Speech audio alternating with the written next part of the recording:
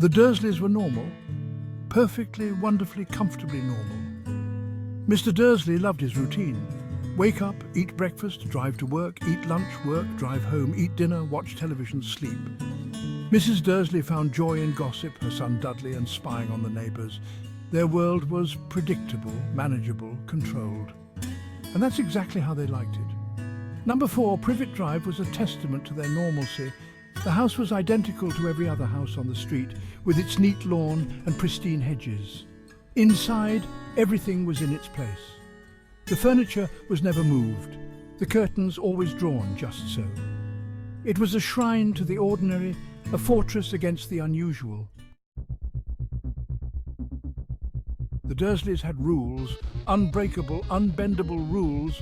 One must never mention anything out of the ordinary. One must never draw attention to oneself. One must fit in, blend in, disappear into the background of normalcy. These rules were drilled into Dudley from a young age.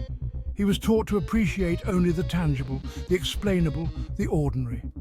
Any hint of the strange or unusual was met with swift and brutal disapproval. The Dursleys believed that by ignoring the extraordinary, it would simply cease to exist. Of course, the world outside number 4, Privet Drive, wasn't always so easily controlled. Sometimes strange things happened. A cat might read a map, an owl might tap at the window. A large bearded man might wander down the street, muttering about Hogwarts. The Dursleys, however, had developed a remarkable talent for selective blindness. They saw only what they wanted to see. The mundane, the predictable, the perfectly normal. Anything unusual was simply explained away, dismissed as a trick of the light or a figment of someone's overactive imagination. The Dursleys lived in a world of beige. Beige walls, beige carpets, beige clothes. They ate beige food, watched beige television shows, and read beige newspapers. Colour, like anything else vibrant or unusual, was met with suspicion. Their lives were a symphony of the ordinary. The clink of teaspoons against china cups, the rhythmic hum of the lawnmower on a Saturday morning, the drone of the television newscaster reporting on traffic and the weather. These were the sounds of their comfort zone, their carefully constructed world of normalcy. And then there was Harry. Harry, with his messy black hair and emerald green eyes. Harry, who was a constant, unwelcome reminder that the world held mysteries beyond the comprehension of the Dursleys.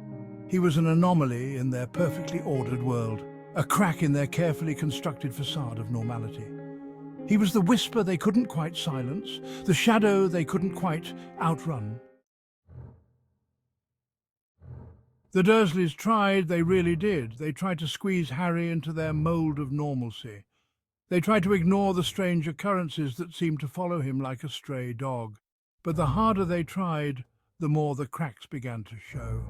The letters, addressed in emerald ink, arriving on their doorstep despite their best efforts. The whispers of magic carried on the wind that seemed to swirl around number 4, Privet Drive. The feeling, growing stronger with each passing day, that something extraordinary was about to happen. The Dursleys, for all their efforts, couldn't outrun the inevitable. The world, it seemed, had other plans.